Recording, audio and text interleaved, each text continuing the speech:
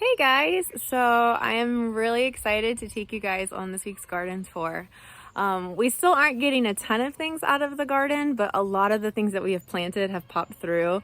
And so it's just super cool to see all of mine and Tim's and the kids' hard work starting to come alive. I thought I'd start up here this week in the kids' snack bed because it's super fun. A while back, Lane actually decided, I think I've told you this, wanted to buy some flowers with some money that he had earned. And so he planted these poppies and we weren't sure if they were going to make it, but guys, they're getting ready to bloom all over the place. And they're so wonderful smelling. They're so strong and they're just beautiful. And then his peas, his sugar snap peas, are doing great. They've started slowly trellising up his trellis and he's just so proud of them. He does his cute lane jump thing. And then these ones are supposed to be bush, so hopefully they'll just kind of bush up and start putting on some blooms soon. Lexi's strawberries are starting to really get bushy and starting to put on some fruit, which is super cute. She's so sweet when she goes to water these guys. She's so little, she's so short. But she reaches up there with her little watering can and does the best that she can, and it's super sweet.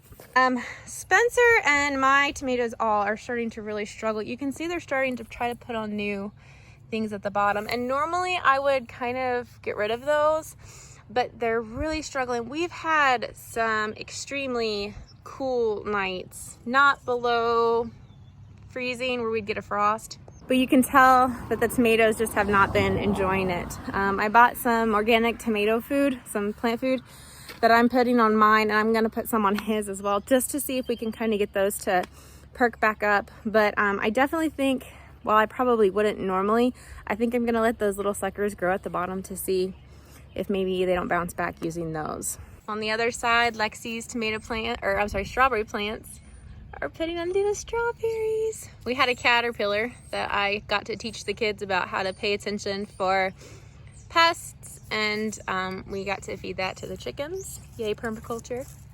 And then they wanted to plant some bush beans, and those have all popped through. And DJ's cucumbers, we've plucked these blooms off to hopefully encourage the vines to actually start taking off, and that one did. That one's gotten much stronger. So, and then his little seeds that he planted are doing really, really good. We're supposed to have pretty warm, beautiful days this week and next week, so I'm hoping that a lot of our heat-loving crops like the tomatoes and the cucumbers and peppers will really start to perk up and grow pretty big during this next season. On to the other beds. All right, so I'm in the upper garden, and again, not much is going on up here as far as new annual vegetation, because again, we're letting this garden rest. If you're new and haven't seen previous videos, this is our 7th year of gardening, and while we're not super regimented on certain things, I think there's something interesting about the 7th year Sabbath in the Old Testament and Scripture, and so we're kind of going with that as far as our different beds and implementing a rest year for them, just so that they can recover, and then we can add some compost and let the animals run through it, and then hopefully have revitalized beds the next year. So we're up here, and my blueberry bushes are beautiful. So they're still pretty young, so we're not getting a ton of fruit on them. But I'm excited because we didn't have any frosts that killed off any of the fruit. This one, little blooms are super little. But if we walk down here, these ones are looking awesome, and I'm really, really excited.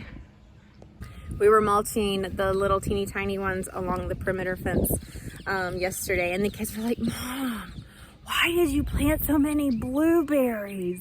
And I was like, "Because you guys eat a lot of blueberries." And they're like, "Yeah, blueberry muffins and blueberry pancakes, blueberry pie." And I was like, "Yeah, probably not this year because we don't have a ton, but in the coming years for sure." So like this one's got some beautiful, not enough to really preserve anything this year, but enough to definitely eat a handful fresh, and just to be rewarded for the time we've put in over the last couple of years keeping these guys mulched and alive.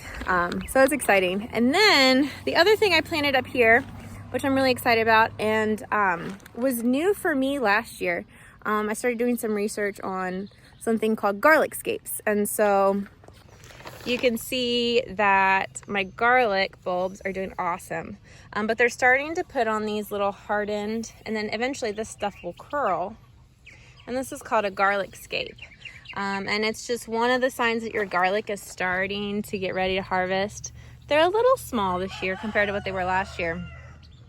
So I did some research on what you can do with garlic scapes. And there's all different sorts of things you can do. You can saute them up. One of my favorite things that we did with them last year is we actually made garlic scape pesto. And it was delicious. We put it on some chicken. I think we put it on pork. But it was super good, super fresh. It has like a garlicky kind of taste. So it was really, really good and super enjoyable. My spearmint is gorgeous. If anybody in the area needs spearmint or wants some spearmint, please come see me. It is wonderful. These I'm super excited about. These are some echinacea plants, or some coneflower plants that I planted last year. One of my goals for this upper garden is to make it a perennial herb and medicinal garden. Something where pollinators can come and enjoy it. I don't know if you saw the butterfly flying around. But also to grow medicinal things like lavender and coneflower. I think this over here is my yarrow getting ready to bloom, and that's going to be beautiful. I've got chives here, and the honeybees have just absolutely loved these. There's a little bug on there now. Hello, little bug. How are you, little bug? But I want to be able to make teas and tinctures and salves and things like that. And so that's the goal for this. And one of the reasons why I'm letting it rest is because perennials, they eat every year. They're heavy feeders. And so before we start planting a whole bunch more perennials in here, I want to be able to let this rest, get healthy, and then next year really dig into creating a very beautiful, holistic, aromatic experience in here.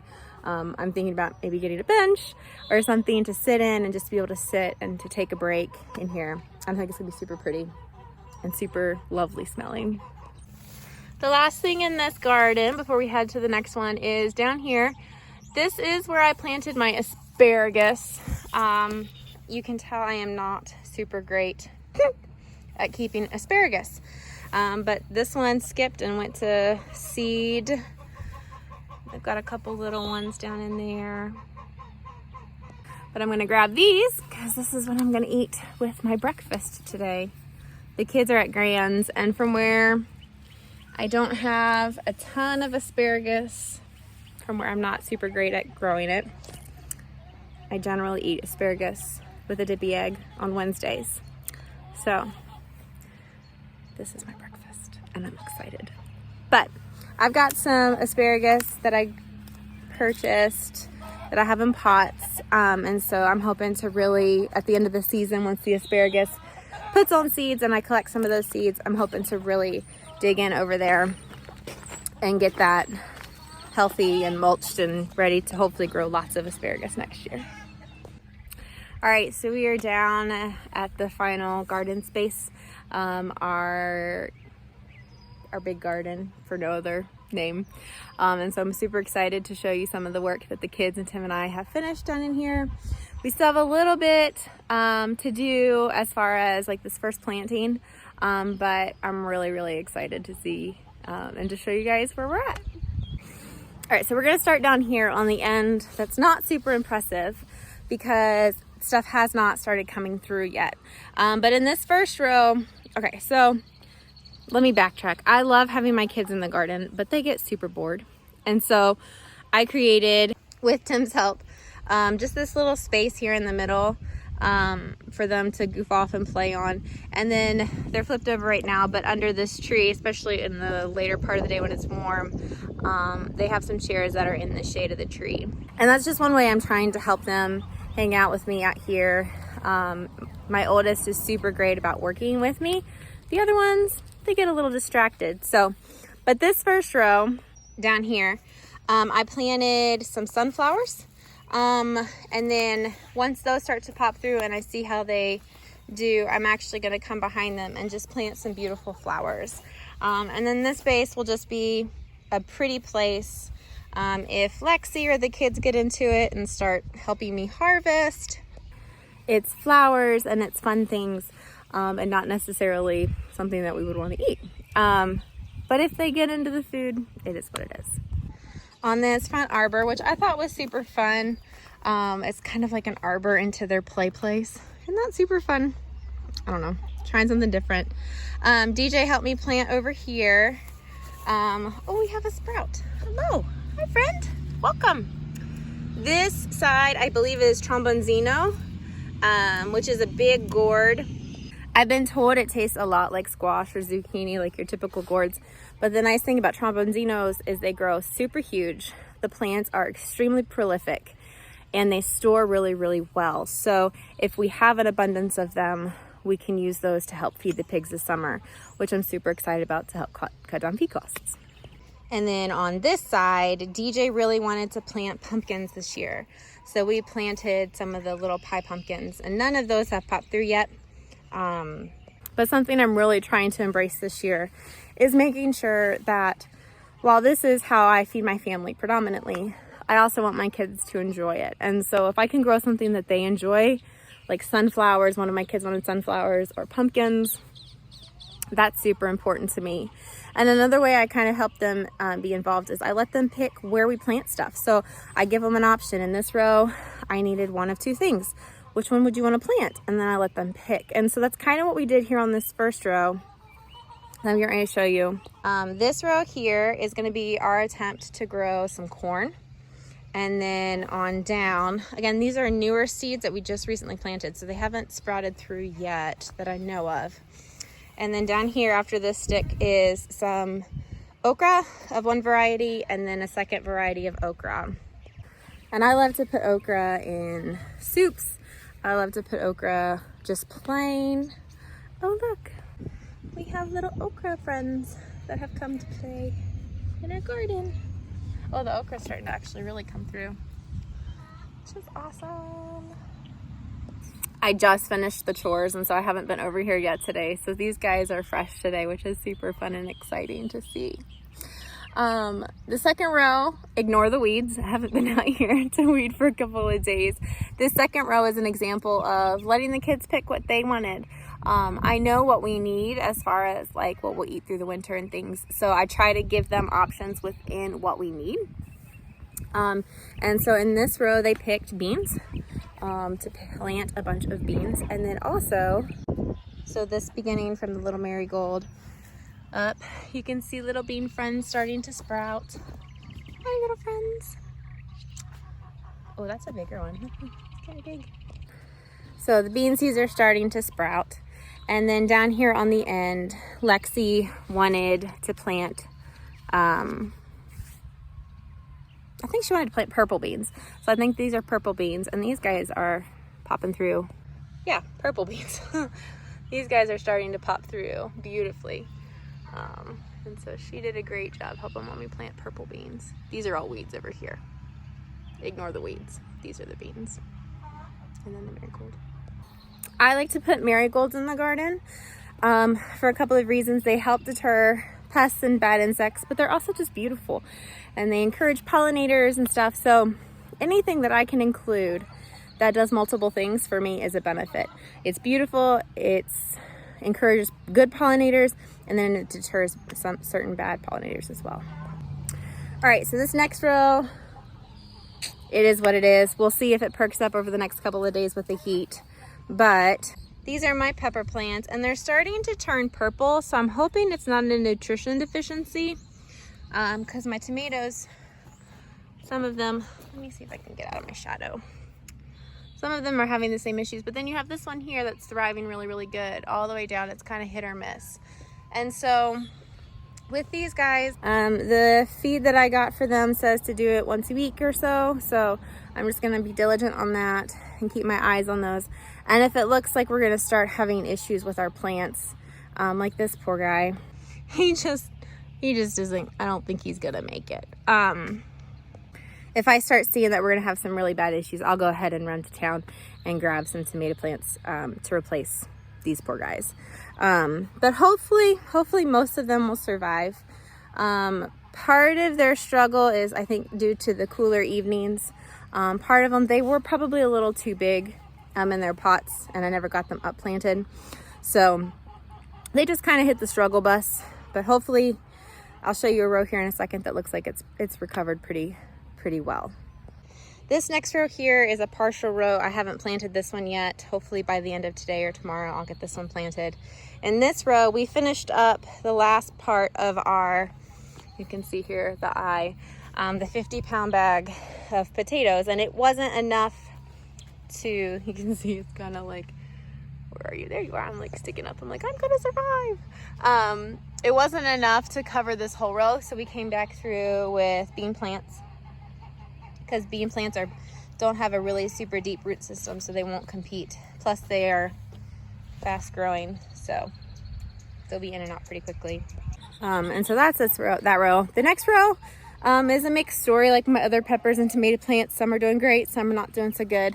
But you can see my peppers, like this pepper here is just jamming, but this pepper here is just kind of like meh. So basil. And then these tomatoes look like they recovered pretty nicely. They're bright. They're about ready to get trellised up, especially this little guy. Aww. And then you have Tale of Two Stories, Tale of Two Tomatoes. This little guy who's just kind of like, I'm here. All the way down, it's kind of a mixed review, which makes me wonder if it's a combination of just environment or if it's soil or what.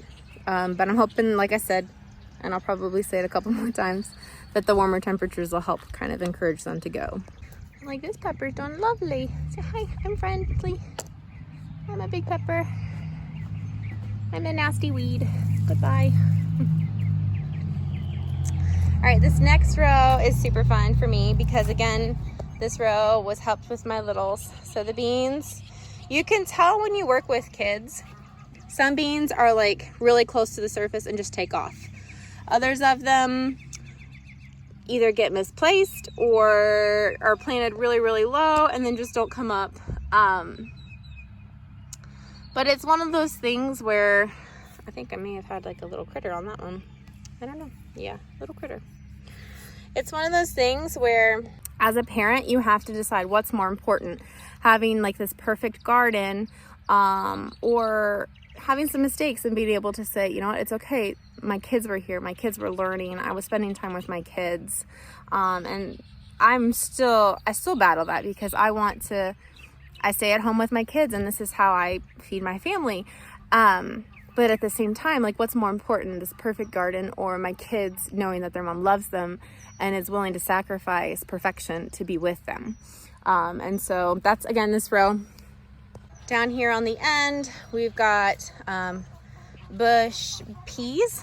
My kids really, really love peas. And so I'm growing peas this year so they can see how they grow. But I'm not sure that the energy to put up as many peas as we eat will be worth it versus what it costs to just buy them. And so we bought a handful of peas to grow, but the majority of what we'll grow will be beans because we preserve those very, very well. The next row, you can see here the asparagus I was talking about over here. This next row is all potatoes. And then the row beside it is beans and potatoes. This was the second bunch of potatoes that we had planted, and I'm super thrilled with what they're doing. I decided not to cut any of the potatoes in half for two reasons. One, I don't have a big enough garden space to grow 50 pounds of potatoes. And from what I understand, when you don't cut them, a lot of times they grow lots of little potatoes, and my kids love little potatoes. We'll eat mashed potatoes and fried potatoes, but they love just little boiled potatoes with butter. And I was like, you know what? If all I get is a bunch of little boiled potatoes, that's awesome. They go in soups. They're delicious just in a roast, just in butter. And so we decided to go that route this year and just to see how we did. And then again, this is probably one of my favorite little moments. You can see you've got a row of potatoes and beans, and then over here in the walkway, somebody dropped beans. And instead of getting angry, like, it's gonna be a moment that I embrace. I took a picture of it because my kids are only little once, and I wanna embrace these moments, knowing that they were out here. They were doing this with me. They were learning something from me. They made mistakes, but it's okay. Next up, these guys, this is the early harvest, early planting of potatoes, and they are just rocking it. You can see they're getting soon close to blooming, which means we're close to harvesting, and I'm very excited about that. We'll pull those out and we'll succession plant those with something else that's a summer crop that's fast growing. Good chance it'll be beans. And so that'll be awesome to be eating something besides greens out of the garden very soon. Under here, I'm really excited. Let's see if we've kept them protected. Yes. Okay. These are broccolis. Broccoli is a cold weather crop, but these guys have very much enjoyed the cool evenings, or my tomato and pepper plants have not. They're not quite putting on heads yet. I hope that they put on heads before it gets too hot. This next section is evidence of just not getting stuff planted, and these are all weeds. Woo. Down here is my attempt at growing spring garlic, and these guys are doing pretty good. I've had a couple of a different variety pop up, and so I'm hoping that maybe I'll have a little bit of success. But I do think I really like the fall planting of the garlic best, and I think that's probably what we'll stick with.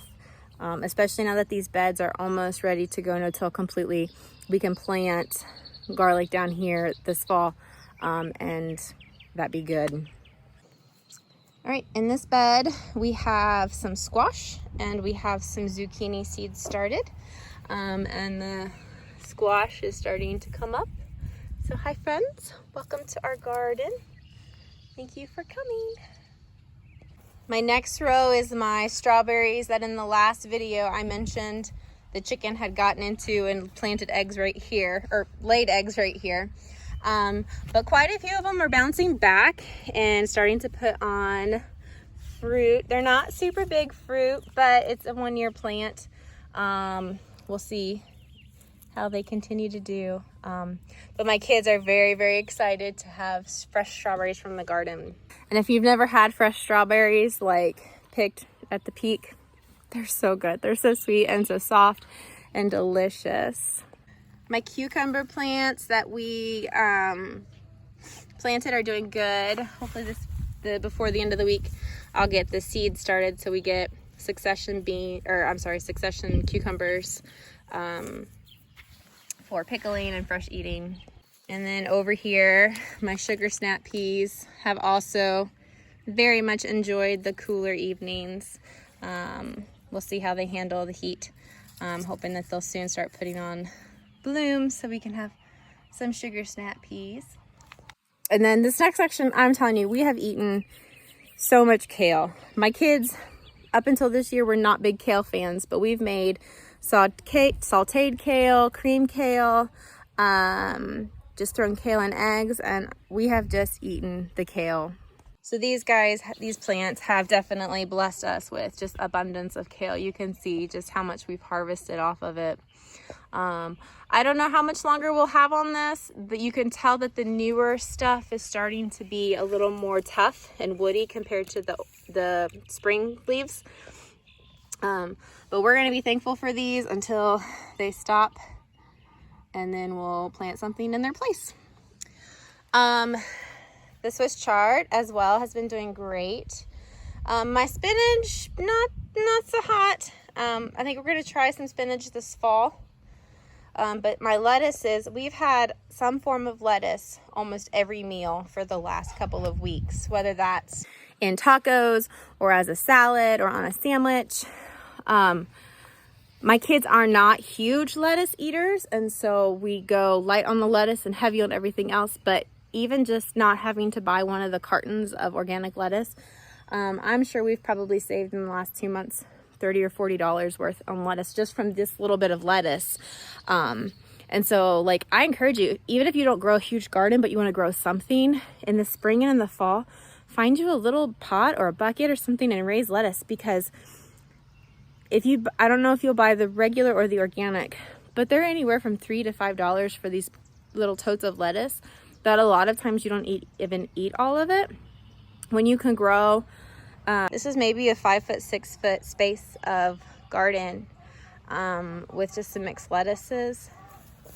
It's a huge way to save money. Another idea over here around the corner, I planted in this raised bed, and it's kind of protected from the heat of the day. And so I'm hoping that this will produce all summer long without getting super bitter. But even just like a small, I think this is like a 3x2 square with some dirt in it. It has the potential to save you quite a bit of money. Plus the lettuce is super nutritious because it's as fresh as you can get it. All right, so this next row is my onion row. And at the bottom down here and about midway through, I'm experimenting with seed onions that I started. These ones are all sets, like the little bulbs that you can buy at the store. But these ones here, see this little guy here? Hello, friend. And then on down here, oops, these guys are a little bit bigger. These are ones that I started from seed. So I'm playing with the difference between these set onions that you can tell are really trying to start going to seed versus what onions from seeds do. This is one of those things I was telling you about, that set onions are designed to want to go to seed, and so this is the pod getting ready to form a seed head. So I try to pull those off to prolong the growth of the bulbs, but these guys I don't foresee getting much bigger than what they are. We've been harvesting the greens off of these to go along with our lettuce. So anything that I put the lettuce in, basically I grab 2 or 3 of these greens and throw in with it. A guy that worked for me last year and I last year dehydrated a bunch of these onion tops and tasted them to see what they tasted like, and it was hilarious. They kind of tasted like Funyuns, and I was like, oh, a natural organic source of Funyuns. But they've been good to put in soup and things like that as well. We ordered a second batch of strawberries, Juneberry and strawberries, in hopes to get a pretty substantial crop to be able to preserve. And I put in the first row and they've been doing great. And I kind of forgot about the second bunch of strawberries, and so I figured, well, I'll put them in the ground. We'll see what they do. These strawberry bare roots that I got, I'll have to look up where I got them from. Guys, I'm super thrilled. The bag that they were in had gotten completely dried out after I'd forgotten about them. They came perfectly healthy, but all of them have recovered and have bounced back, and I am super thrilled with these root systems. Stark Bros.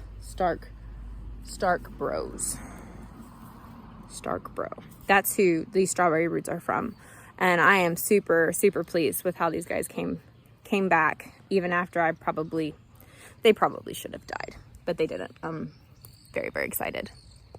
This next section was some arugula that I had planted to see if it would survive. I didn't get the plants in the ground, and you can see that it's starting to go to seed. It's starting to bolt. So I may let that go to flower and see if it'll self-seed to come back this fall. And then down here, same story, some watercress that I didn't get in the ground in time, and so it's starting to go to seed. And so I may let it self-seed. I'm not sure. From what I understand, watercress can pretty quickly take over a place, but we might let it just do its thing. This next row, I had a tray of tomato plants. We went through a couple weeks where we were really hard in the garden, and then I went through about 2 weeks where I was out of town and the garden stuff sort of got neglected. And so that's where these tomato plants, they were kind of in their little inch pods and were just being watered to survive. And so I fed these guys. They're still not super happy looking at all. Don't be impressed at all. Don't be ashamed at all. They're terrible looking. But I went ahead and put them in the ground just in case. I had the space for them. And so this first section is some marigolds and some pepper plants that seem to be doing decent. Like I said, I'm hoping with the warm temperatures that they'll kind of get happier. And then these tomato plants, these were ones that I just stuck in the ground to see if they would bounce back. Like this guy's got some fresh leaf on it that looks really pretty. But overall, these are pretty puny. They're pretty sad looking. And again, if they don't bounce back, we'll head to the store, pick up whatever's on clearance, and see if we can't nurse those babies back to health. My pepper plants, again, mixed story. Some are doing good, some are doing meh. So we'll see how they recover. Again, I've been giving these guys a little bit of plant food.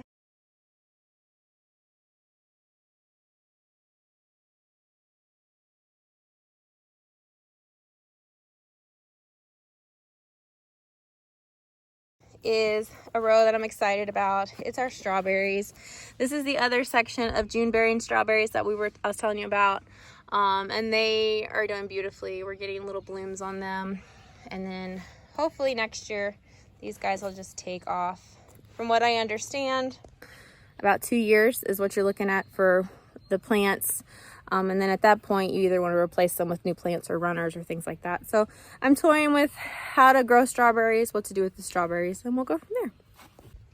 And then the last things are just, I decided to really give myself freedom to have pretty things. And so I got some snapdragons, and I planted some crawling nasturtium, and just some decorative things, just to bring in pollinators. And then these are the ones that I need to get in somewhere still.